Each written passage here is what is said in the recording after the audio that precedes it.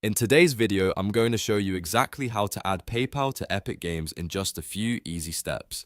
This is really useful if you want a faster and more convenient way to pay for games, add-ons, or in-game purchases on the Epic Games Store. Instead of typing in your card details every time, you can connect PayPal and use it for future purchases with a lot less hassle. If this tutorial helps you out, please hit the like button and subscribe for more quick and easy tech guides. Alright, let's jump right in. First, open your browser and go to the Epic Games website. Make sure you're logged in to the correct Epic Games account because the payment method will be added to the account you're currently signed into.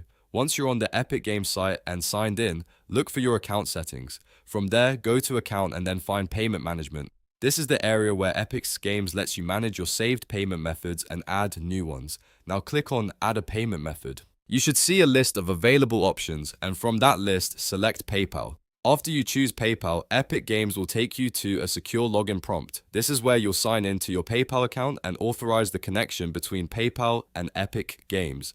Just follow the on-screen instructions carefully, log in with your PayPal email and password, and confirm the authorization when prompted. Once that's done, PayPal will be linked to your Epic Games account and available as a payment option for future purchases. After adding it, it's a good idea to double-check your payment management page to make sure PayPal appears correctly as a saved payment method. That way, you'll know everything was connected properly before you try to make a purchase. And that's all there is to it.